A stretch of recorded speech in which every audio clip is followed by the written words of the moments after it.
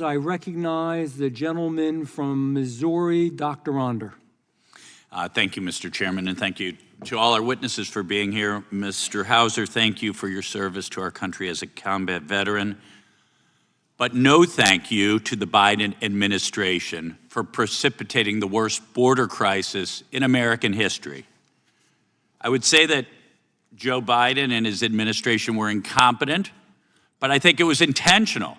It was intentional that he flooded at least 8 million illegal aliens into our country. And what is the Democrats' solution? The Democrats' solution seems to be, unless you've been convicted of a violent crime, you can stay. Not only can you stay, but we will pass amnesty bills to support you.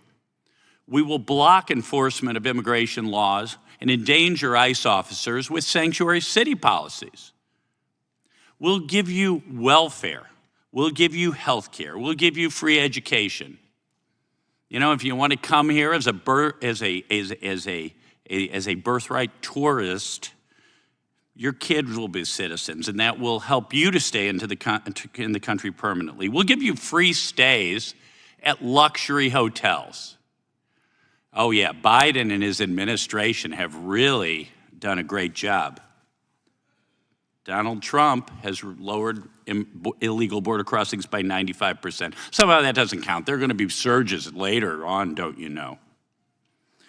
Well, you know, this all gets away from the purpose of this hearing, which is the fact that activist protests, including those by members of Congress, obstruct immigration enforcement and undermine public safety. In April and May alone, there were more than 14 demonstrations planned across 12 states targeting ICE detention centers and related facilities. These types of demonstrations physically impede ICE detention center operations on purpose and inhibit the successful processing of detained illegal aliens. And you know what? I do care whether illegal aliens have committed violent crimes, of course. But I think every illegal immigrant, as you've pointed out, Mr.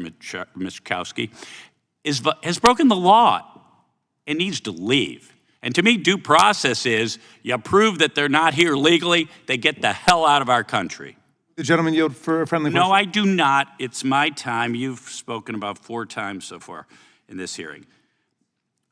For example, on May 4th, 2025, activists protested an ICE field office as a detention bus left, with law enforcement agents forced to surround the bus to prevent interference, diverting staff from other duties and delaying detainee transfers. The protests directly impeded law enforcement, federal law, and put ICE officers at risk. Mr. Michkowski, do law enforcement officers and ICE officers, do they receive training how to deal with crowds and riots? Sir, yes, sir, they do. I'm sorry, is the time clock is, I don't know how much, I think I have some time left, but the time clock went black. Oh, there we go. Okay.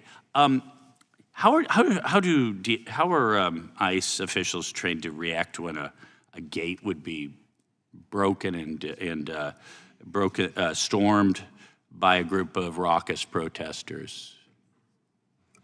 Sir, from what I saw in the video, I think they handled themselves the way they could, the best they could in that situation.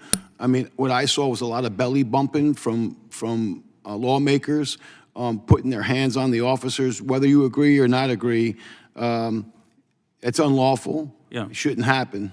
Well, there's assault and there's battery, and when you touch another person without their consent, that's battery.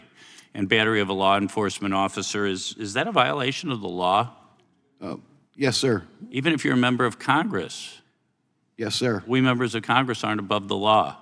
Absolutely, sir. And they were trying to protect maybe the facility. There was a lot of commotion there. Their number one concern at that moment is making sure nobody enters a secure environment and that could pose risk to a detainee or a congressperson or anybody else in that situation, sir. Right, right. Why do DHS and ICE officers, why do they wear body cams? Sir, can I answer that question? Sure. As Chief of Staff of ICE, I implemented the first policy for body-worn cameras, and they created a pilot within Homeland Security Investigations to carry that out. That, in the last year, has been rescinded by the current administration. Okay. So they are not funding, and they are not moving forward with the body-worn camera program under the Trump administration. But I was glad to see, quite frankly, in the criminal complaint against the Congresswoman, that some of the officers still had their cameras on. Yeah. So hopefully this Congress Yeah, and we have footage. commit to fully And we have implementing this footage, across and we have immigration. footage of officers being assaulted. Mr. Onder, if I could Yes. respond to that question. Yes. It's a twofold purpose. One, it protects the officer from any allegations that they engaged in violations of civil rights laws, and it also reminds the officer of the fact that somebody's always watching. And Mr. Arthur, why do ICE officers occasionally wear masks? ICE officers occasionally wear a mask because, unfortunately, in this heated environment, they get doxxed, they get attacked, they get threatened at their homes. People disclose where they live, disclose their phone numbers, where their children go to school. Well, thank you so much, and thank you all for your testimony. I yield back.